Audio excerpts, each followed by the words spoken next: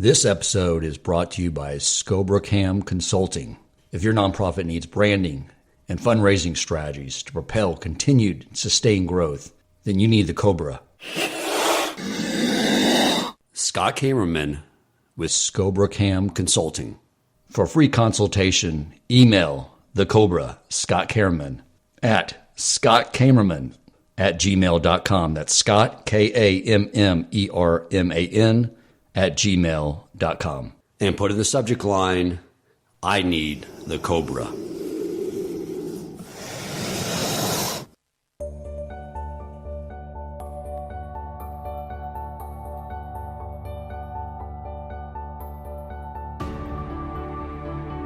Welcome to the Shema Podcast, the podcast for the perplexed, where Torah insights, intertwined through personal stories, as well as interviews with leading Torah scholars, demonstrate the empowering qualities of Torah and mitzvot. For more great Torah learning through Torch, the Torah Outreach Center of Houston, go to torchweb.org. Now to the show. Welcome back, my friends, to another episode of the Shema Podcast.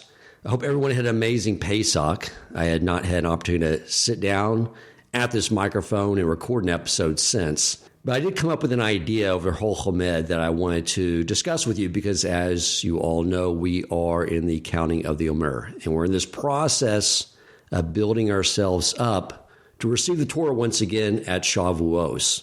And one of the experiences I had that first day of Shavuos In was just a total crash. I mean, I've never felt so unmotivated in my entire life. I had taken off from work in order to study, and I just felt so unmotivated. But at least now I'm getting a little wiser. I understand there's these cycles we go through. You know, we get this inspiration from Hashem during Pesach, and then we get to sort of cruise into Shabbos. And then after that, he drops us down. This is the same cycle, the way the system got built 3,300 years ago when we left Egypt. Inspiration, letting Hashem show us this is the next level you can get to, and then dropping us down and saying, now build it up for yourself.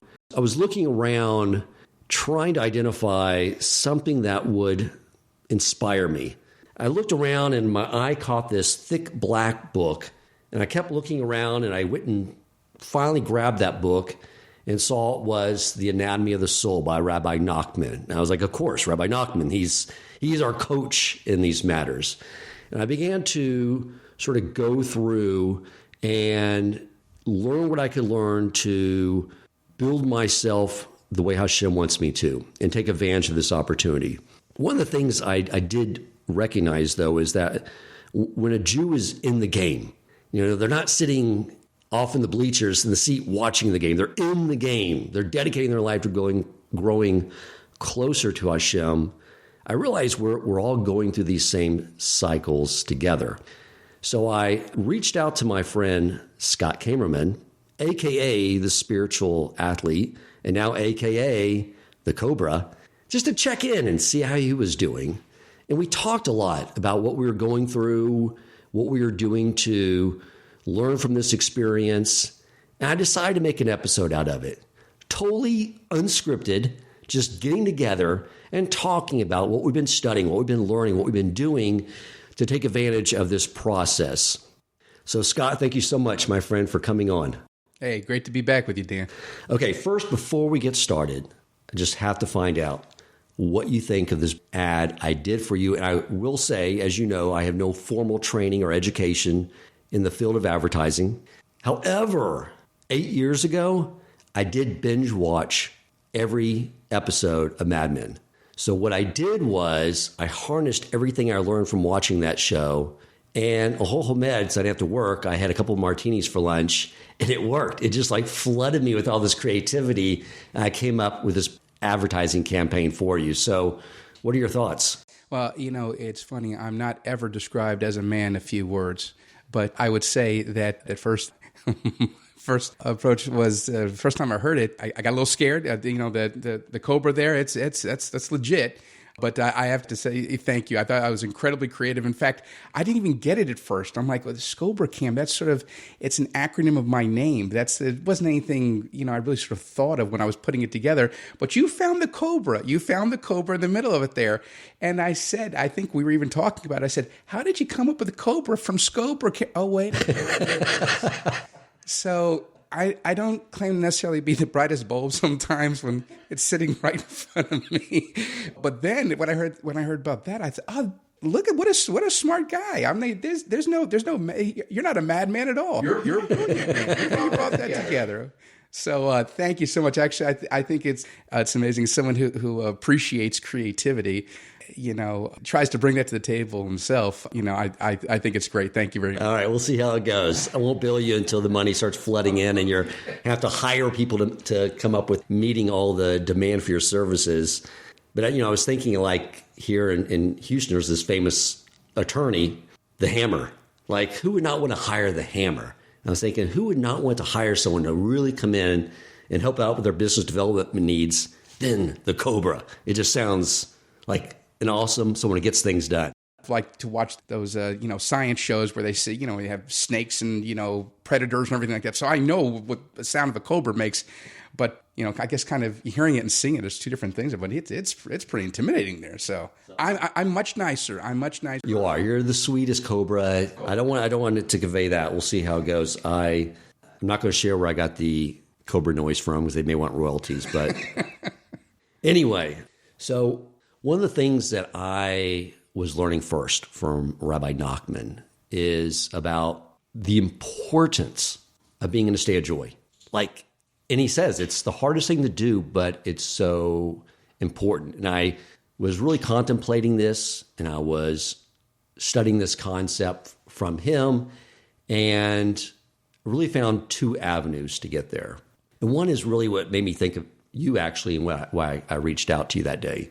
There, if you think about over the last, first share where I got this idea, I get all types of emails that come in. I can't read them all, Torah commentaries. I saw this one from Aish that touched on this subject. And a lot of the concepts were things I had read before. But it's interesting that you look back the last 100 years, the vast majority of all the greatest comedians are Jewish. And I think the only one I wish was on our team was, and this is going to make me admit to my sophomoric level that I'm on, but Will Ferrell.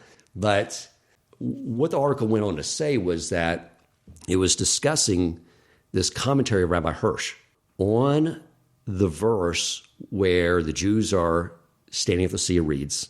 Egyptians are coming, and they say, were there not enough, burial plots in Egypt to bury us in? And Rabbi Hirsch has an amazing commentary on this. He says, this is embedded in every Jew, in our DNA, to have wit and humor, to deal with all the stresses that would come our way. Because what they're really doing is they're making a joke. They're being sarcastic. Moshe, was there not enough burial plots in Egypt to bury us in?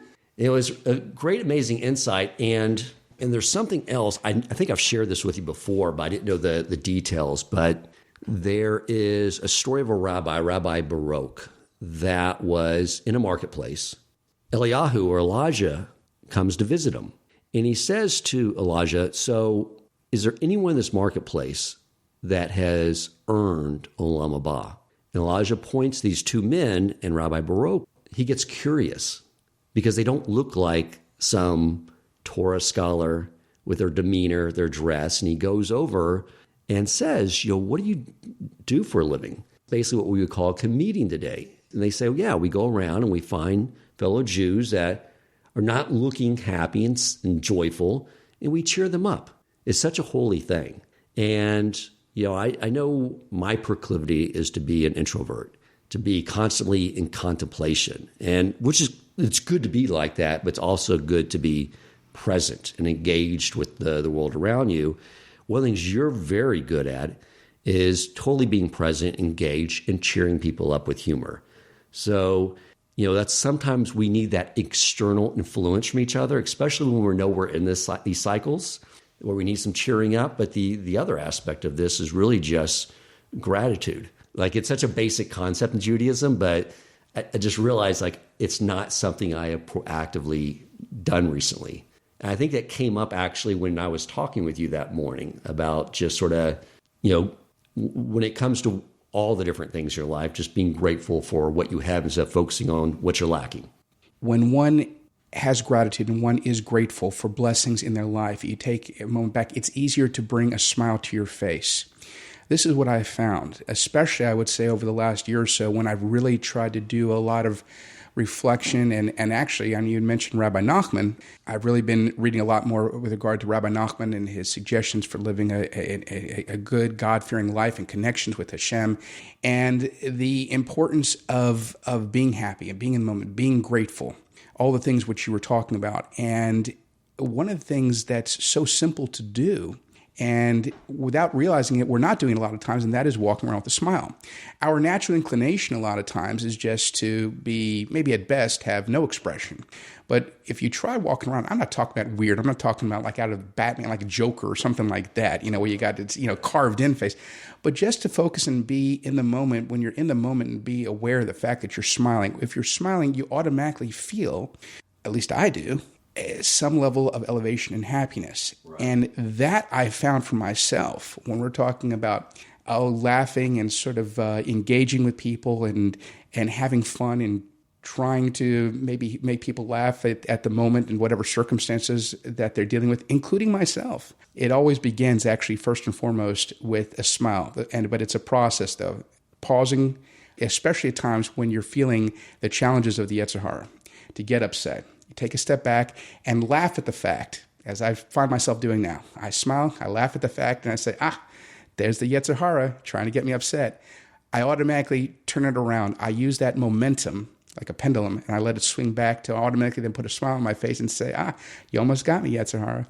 And because I recognize that, I feel a sense of joy, which allows me to bring a smile to my face and helps kind of elevate my mood.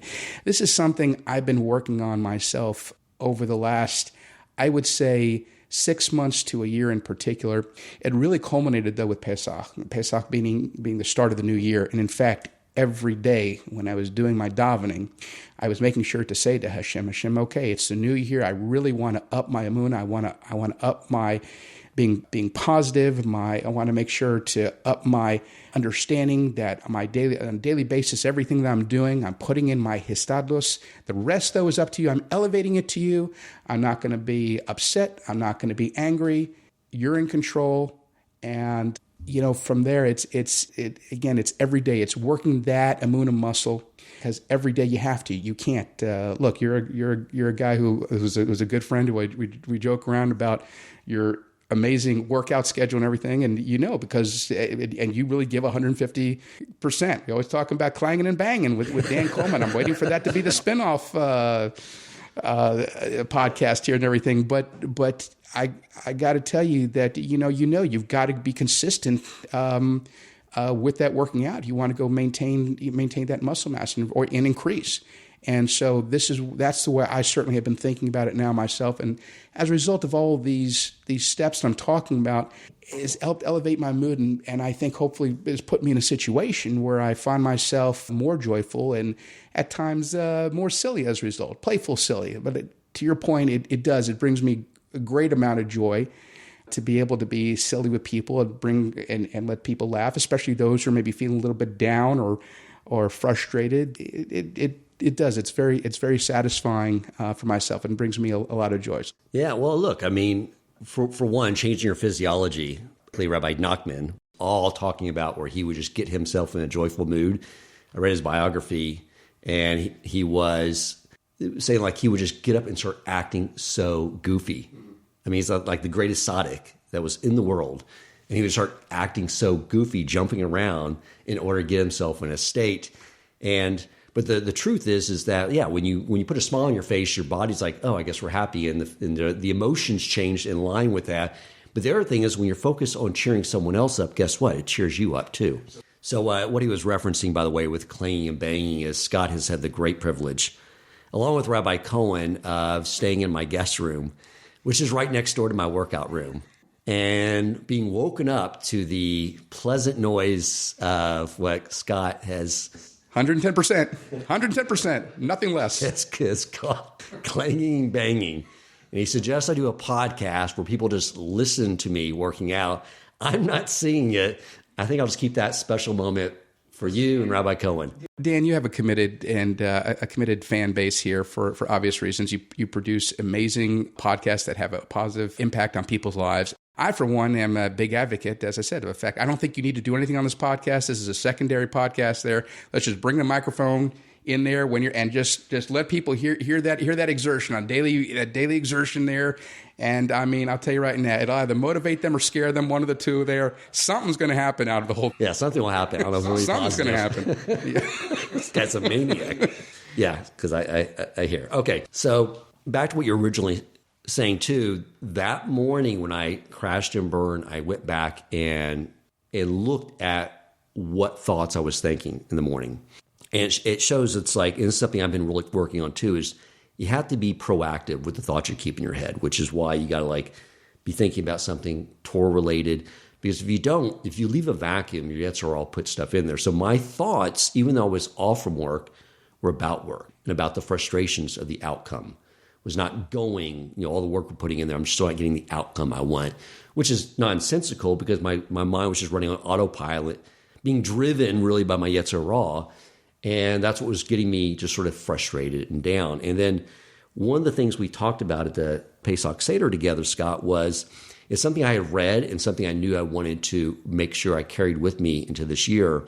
So I spoke about it, because speaking about something to other people is what creates das. It sort of integrates it. And it was about the Seder plate. It's very interesting how the Seder plate, the way we had it arranged, was the way the Arizal says to arrange it, which is all according to the Sephiros. And you have for those of you who are not familiar with it, the three matzahs represent Chachma, wisdom, Bina, understanding, and Das, knowledge. And then you have these items on the Seder plate that represent the emotive qualities. So the first three are, you have chesed on your right side, kindness, and then din, judgment on the left side. And the middle is teferes, which can mean compassion when dealing with another person, meaning having that proper balance between both, and our beauty really when we're dealing with ourselves. And it was interesting that the mora, the bitter herbs, was where the beauty, the compassion was. You think that would be the din, and the chorosis would be there for the compassion. But it was such a powerful idea that what Hashem is saying to us is that, for one, what causes depression is when we have expectations that everything's just going to go smoothly in life. That's not what this world is about. And it's really the most beautiful gift Hashem is giving us, because the way we turn the mora, the bitter herbs, into chorosis, which is really what nizak is. It's transforming it, is not through changing things around us, but changing how we perceive it. So I started thinking about work and realizing, no, I don't control the outcome, but these experiences with my colleagues, I need to change how I'm looking at that. I need to minimize myself. There was arrogance there. It's like, why aren't you doing what I'm telling you to do? I had to minimize myself and show them respect. And the other thing Rabbi Nachman talked about is peace. All communication, bring peace. And that's what happened last week. And it was, everything's changed. Everything became sweet. Because even the ideas that was sort of hitting against a brick wall with them, I backed away and was just showing a lot of kavod to everyone I was on the phone with, making sure there was peace and harmony throughout the organization. And all of a sudden, those ideas sort of they began to understand, and they came forward to me with those ideas. So it's a beautiful idea. Now, to complete the Seder plate, after you make something, you have that victory, and you transform it to sweetness. The next stage is whole, which means basically then to recognize, don't forget that Hashem helped you transform it. Once those are all in balance, and it's yesod, it's your foundation, and it flows through. So that's one of the things that I was able to put into place last week and sort of see it happen, which was a really cool idea. Absolutely. And I agree 100%. And I'll tell you as well, too, it's interesting. There was a speaker who I heard mention about the importance when we're going through life in any given moment, too, and when we're having challenges, it's so important to make sure that we strive to get better, not bitter. And when we take the moment to really recognize, be in the moment there, we have a tendency all the time to be thinking ahead, to be dwelling on the past and worrying about the future and missing the moment in which we're in, and yet all are connected. The past, the present, the future. What we've done in the past is affecting where we are right now, but what we're doing right now is affecting the future. The most important thing is to be in the moment, experiencing everything that's there, including, to your point, the things which we perceive, to be very clear, what we perceive as being something bad or bitter. But when we realize, of course, take a moment to, and this is something that Rabbi Nachman speaks about, I believe, as well, too. When we are suffering, in a sense, from whatever challenges we're facing, to take a moment to thank Hashem for our suffering, our challenges that we're having. It's a concept which has taken me a long time to grasp and to understand. Because when you're in pain, when you're frustrated, when you're angry, the last thing that most people want to do is take a step back and say, Hashem, thank you for what I'm dealing with right now. Thank you for giving this to me. But again, that goes hand in hand as well, and with much of what you're saying with regard to our level of emunah. When we get back and continue to get back to home base and realize that everything that Hashem is doing to happen to us is for our best. We don't know what's best for us. We think we do. And of course, we live in a society where everything is about do what feels right, you know what's best. It's your life, it's your body, it's you, my, I.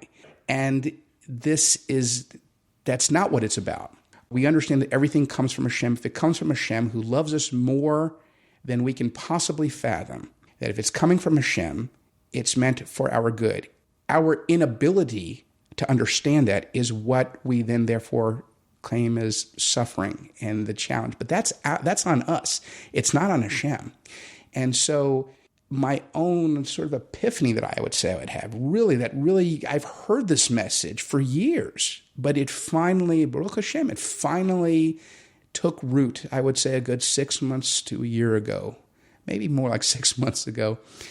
And that's what I really find myself doing in those difficult times. And when I say, thank you, Hashem, it's the first step always to making myself feel better. And it's hard to explain.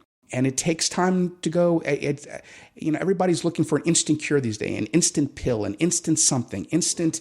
If someone's feeling uncomfortable, they want to immediately make it go away. They want everything to be perfect instead of experiencing where they are in the moment, the challenges that they're facing at home, at work, whatever it is, and realizing it all has one source. And just, when we take the time to go and realize what that source is, be thankful for it, it leads to strengthen our bitachon, trust in Hashem, and helps us have a better perspective on where we're going. You think about the overall goal here is we're trying to continually elevate our consciousness, to have greater, God consciousness, which means if you are saying, I want to go to a higher level, well, why would you think you're going to get to a higher level at the same place you are now? It means the Hashem saying is, I want you to come to the next level, but that means you need to change something about yourself to get that next level. That's why I'm orchestrating these situations around you in order to do that internal change within yourself to make that happen. And the challenge is interesting, and the challenges which Hashem gives us to go and change, many times end up getting harder along the way there. But that's part of the journey. If you play any sort of games, or people play these the video games, certainly when I was in the 80s and 90s, when you had the different level of Pac-Man, for example, right. Starts off slow and everything gets faster and faster the way you go through.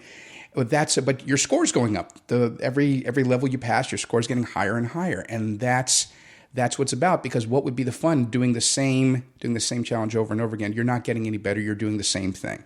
And so with that, it's certainly for me, I've found, even today, even this morning, something ended up happening, and I could, myself a year ago, I would have been angry. I would have let it ruin my day.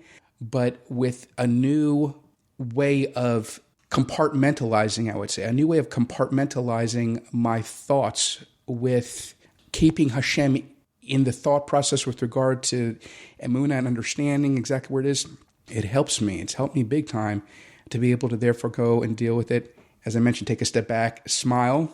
And so I'm trying to get myself into a good pattern, a pattern of good behaviors to go challenge the Yetzer Hara, because it's tough. It's not supposed to be easy, and it's not going to be easy. We are here in life. Nobody's going to have a perfect life. Every single person has challenges. Every single person has suffering across the spectrum. Sometimes that suffering are things when it comes to job. We're not earning the money that we think we should be earning. Sometimes it's much worse than that. We have a family member, God forbid, that's in the hospital or something. But in anything and everything that we're doing, we are given, Hashem out of his mercy and love of us has given us guidance for how to be able to go and live a life that is spiritually elevated and connected with him. It's just a matter of, do we have the time, do we have the fortitude to be able to go and commit ourselves to taking the steps necessary to get there? And it certainly is not easy, because even being a Baal Teshuvah, as I say, I've been at Baal Teshuvah, I'd say years ago, I've been a Baal Teshuvah for 2 years and 3 years. And now I'm at 5 years. I've been going through, and it's wonderful to be able to go and to daven. And I know the services, I can daven during Chagim, I can daven during Rosh Chodesh, whatever. That's wonderful. But adding new depth and understanding about what it is we're doing. I think for too long, I may have been going through just the practices instead of understanding the deeper meaning of why it is, we're doing what we're doing. And it's interesting because, Baalei Teshuvah, Gerim, those who obviously have converted to Judaism, we have a propensity a lot of times to work at this. We've been committing ourselves to this for a number of years, or depending on how long people are going. But I'll tell you, there are people who have been observant their whole life, and they'll be the first to go and admit as well too many times that it becomes, even when you've been born into a life where your daily existence, everything is about Hashem, it's still something very, very, very difficult.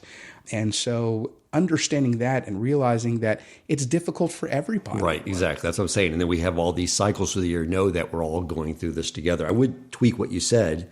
What Hashem wants us to understand is that our lives are perfect. The fact that we think they're not perfect is where we have to change our perspective. It's interesting, like a couple of years ago, you mentioned video games. I came across an article, and I actually got the sales guys together for a sales meeting and discussed this idea that, the video game industry is huge, a lot bigger now since we were playing in the 80s Pac-Man and Donkey Kong, right? It's a huge, multi-billion-dollar industry.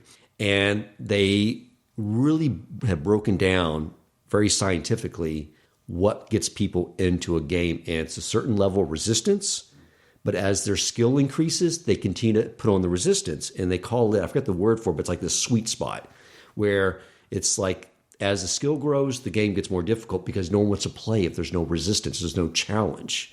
So in the video game world where the Yetzer Hara is like, go for it, he backs off. And then we love having constant challenges in our life. So Hashem's telling us, I was like, Pesach's there to say, like, the challenges are good. They're beautiful. You're going to grow to the next level as a result of that. There was something I started to share with you a little bit that I'm going to share with the audience. I'm always transparent with you guys, but it was something that I was really thinking when I was like going through like gratitude, something I was entirely thankful for, and something I know it's extremely important to all of us. But it was this experience, I call it a blessing, I got from Rabbi Yacobian. And so before I say this, you have to understand Rabbi Yacobian. If you go back to Avraham, the reason we're riding on his coattails, the reason we start with Shemon Esrei and say, thank you for bringing nepotism into the world. I am unworthy to be your servant, but remember, I'm a descendant of Avraham, Yitzchak, and Yaakov, right? What made him the progenitor, to lead God's emissaries in this world through his descendants, was that his natural inclination was to be kindness. And he had Hashem tell him, I am going to give you all these descendants. And then he gets a instruction from Hashem to kill his son. So it's like, for one, it doesn't make any logical sense. And two, it's going entire opposite way from the way he normally is. But because he was able to change his emotional aspect and say, I don't understand why you would be asking me to do this, but you told me to, so I'm going to do it. That's what gave him the merit. That was like the 10th test. So when I say it's about Rabbi Yacobian, when my wife came into the program to go through the conversion, we were sitting with the Beis Din, and Rabbi Yacobian starts just beating up on me. And I was like, whoa. I'm already Jewish. I don't think you understand that. And I pointed to my wife. She's the one going through the conversion. Beat up on her. And what he said was, I am not going to give her a Jewish neshama and put her in your care until I know that you are a worthy custodian. And the meetings we would have, through the conversion were so helpful. One of the things he kept ingraining in me was he would say, so why do we keep Shabbos? And I was like, well, Hashem is the creator, and we want to remember that we're not the creator, that we're creation. And he's like, no, the reason we keep Shabbos is because Hashem said so. And he would suck me into this like every 3 months while we keep kosher. Like, no, because Hashem said so. He was trying to instill in me this idea that don't be the wise son. The wise son has just as much hubris as the wicked son. Be the simple son. It's why we got the 2 crowns at Mount Sinai. We just said, we'll do what we hear. So what happened about, 5 months ago now was I met with Rabbi Yacobian. I told him after her conversion and we got married, it's like, I got to meet with you. Like, I just know I do because I don't trust myself against my Yetzer Hara on my own. So I met with him, and he asked me, it's like, how many times did you daven with a minyan for Shacharis this week? It's like, just Sunday. The week before that, just Sunday. Like, the last 3 months, just Sunday. He was just like, that is unacceptable. I mean, like, really stern with me. And I was like, Rabbi, we've been through this, okay? I have a routine. I get up at 5 so I can learn Torah. Then I got to get a workout in, otherwise I won't get it in, and it's good. And it's a mitzvah. Take care of your body. It allows me to function better during the day. And it's not like I'm not davening. I'm davening here. It just allows me to get my work day started, and I need to be started at work, because I got to make a living. He's like, we'll get a different job. He goes, be a sacker at Jovi's. It's like, you want me to quit my gig at being the managing director of an investment firm to go sack groceries at Jovi's? And he was just, yes. Are you a servant of Hashem or are you not? I get what he was saying. It's like, he paints extremes, say like, yeah, whatever it takes. And so he just really just drilled into me hard. And that night I got back and I was just like so irritated with him. How dare he talk to me like that? He has no idea. I have to provide my family. Really? I'm going to give up my career? How about everyone who depends on me for tzedakah? It's like, how dare he do that? But then I stopped and I said, Hashem, is he right? Or is that my Yetzer Hara? And one of the great things about Rabbi Yacobian is I knew that it's Rabbi Yacobian. Like, I quickly was like, yeah, he's not wrong. Okay? My Yetzer Hara is not going to convince me that Rabbi Yacobian was wrong. I was wrong. And I quickly, looked at my schedule. I went from 5 to 4:30. Actually, I had to get a little earlier than that, but I decided to do something that was sort of do teshuvah for this. So when I said, okay, I haven't been showing up, so I'm going to show up early. I'm going to start doing Nate's first thing. And I'm going to get up early so I can go to the kollel and study beforehand. I'm going to study the Shulchan Aruch and all the laws of davening. But what I found, my friends, is that davening first thing in the morning like that, with the minyan, in a place with fellow Jews, it's like the greatest gift in the world. If I just got my ego out of the way and heard what he said, it all worked out. It's like the most special thing. And I called Rabbi Yacobian after that. I was like, so grateful.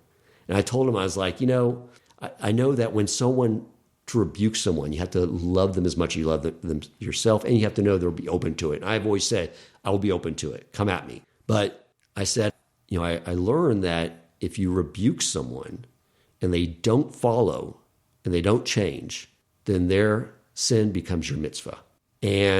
But if they do change, then the giver of the rebuke gets even greater olam haba. And I said, that idea makes me so happy. I can give that to you, for doing that for me.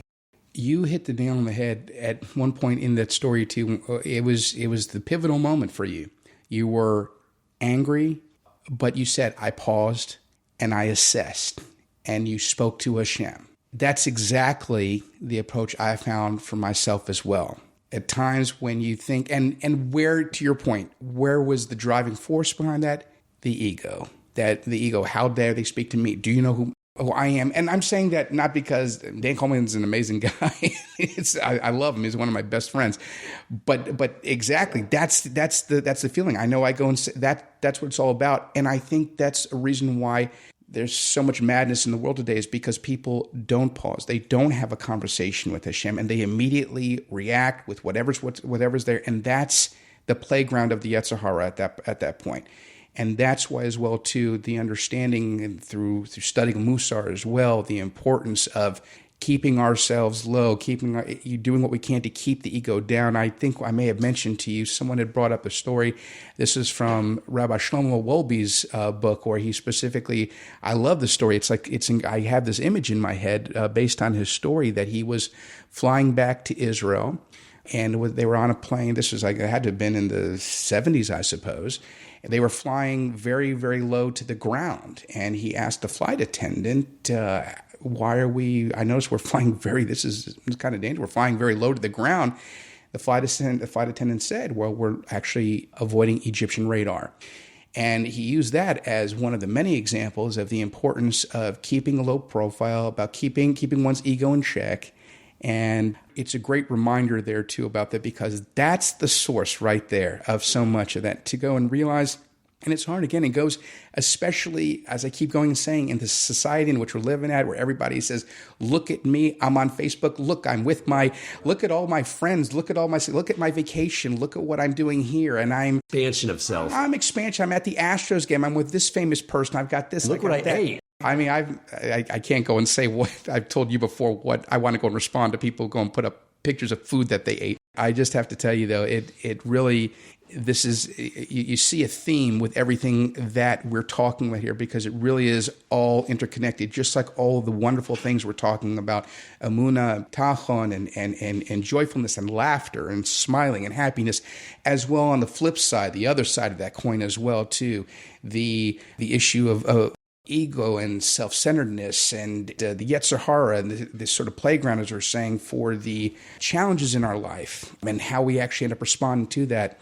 Both of these things, it's not, I keep going saying, because it really, really is worth saying, that it's not easy, but the more that you go through this experience, the more that you practice how you did with, and to be honest with you, that was a wonderful gift. I think it would be safe to say that you could even go on, as you're telling the story, is a wonderful learning experience for you, another way for you to connect with Hashem, because of what ended up happening with Rabbi Jacobi, and because you felt that anger. And then afterwards, you calmed yourself down and you reacted in a different way. Now, I can tell you for myself, I feel great when I'm able to go and distinguish between how I may have been before and how I'm trying to be now, because I feel as though it's a sense of accomplishment. And I use that in my hisbodedut, when I'm speaking to Hashem alone, when I'm davening, and I will say to Hashem, I'm going to make mistakes. I understand that.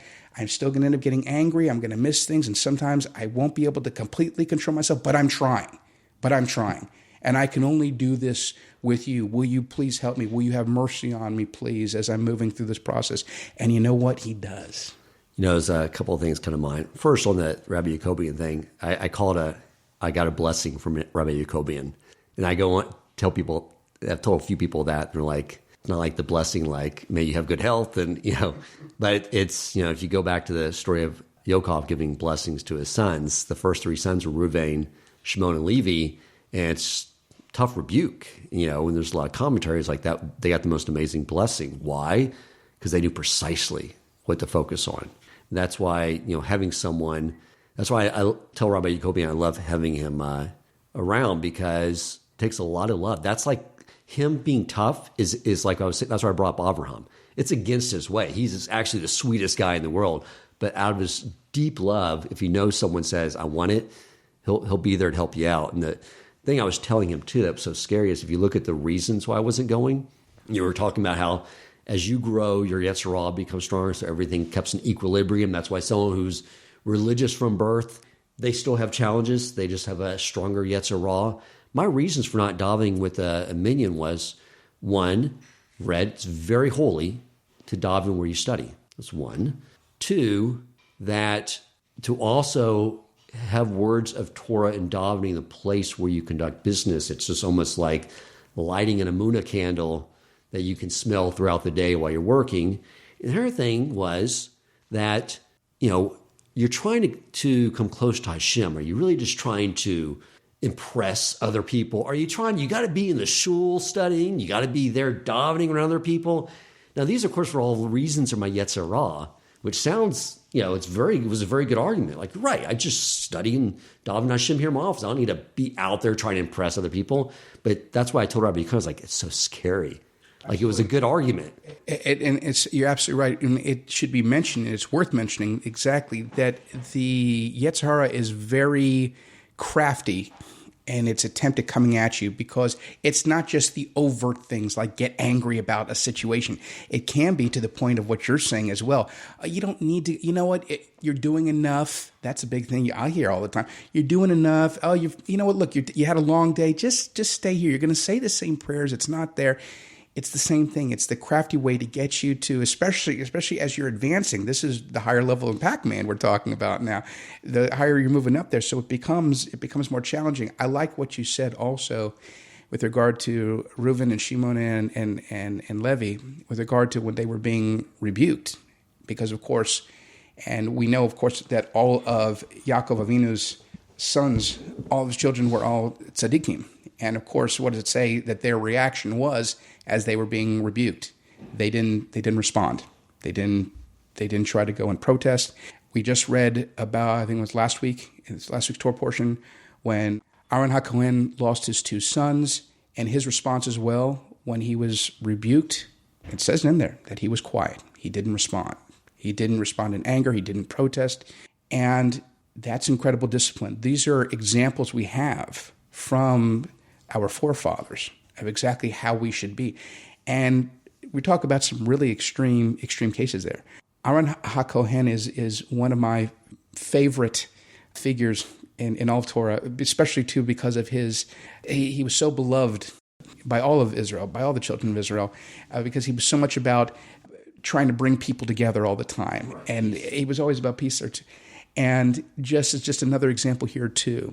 In this particular situation, the level of humility that we hear these examples of him and Moshe Rabbeinu and Miriam and everyone, but in a situation like this, to lose two sons on a day that was filled with joy, no less. Right. I mean, such a holy day, and he loses two sons and he doesn't respond. So we have examples that we can and we should be emulating. So it's not as though one thing the Torah is never about. It's never a do as I say, not as those who've come before you have done.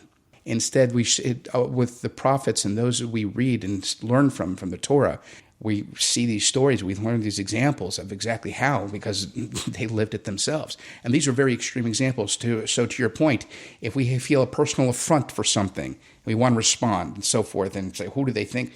Hey, take a moment here to kind of put things into priority. I always like to go and use that word. Sometimes I use it too much, but compartmentalize. That to spiritually compartmentalize what you're feeling and when you're feeling it gives a good understanding then about how to then respond and move forward. Right. And when you're doing that, when you're able to kind of do that, that's when you're able to make real progress and take continued steps. Right, exactly. You separate yourself from the situation so you can see it objectively. So you're sort of going to a level where you're looking at just intellectually, not and removing the emotion from it. And then you see things much more clearly at that point. Absolutely, absolutely. And we're very, human beings. We're very emotional creatures. And that's why it is very interesting, too, when they talk about of course, we need to have self-confidence. That's obviously paramount. That's very important in living our day-to-day lives. But to also understand, too, humility and to understand before whom we stand, before whom we exist, who created us and why. And so, again, a lot of that just comes from a greater understanding, and through understanding and connection comes direction, path, and enlightenment, spiritual enlightenment. As we approach Shavuos, mentioned this a little bit ago, but I think it's worth expounding on and what Rabbi Yaakov was sort of telling me is that we said we will do and we will hear. With regard to the davening, though, he said, Hashem told the sages to instruct us and do not veer from the right or left from what they say. So the idea of davening with a minyan, he said, via the proxy of the sages. So, and be the simple son. Just do. Quit trying to analyze things. just do. But I think that's one of the things when I wake up in the morning, I start telling myself, when I start talk to Hashem, like, I will do and I will hear.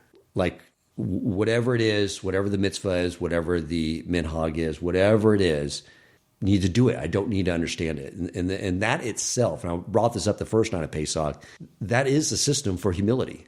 The fact that so many mitzvahs don't make any sense whatsoever. Right, which really, as the years have gone by and the more learning that you do, you're absolutely right. We realize we have laws that have been given to us that make perfect sense. Don't murder, don't steal. These things all make sense. There's a lot of laws that we have, though, that make absolutely no sense whatsoever. Even something as important on a daily basis. It's such a huge mitzvah. We're putting on tefillin every day. The importance of this mitzvah.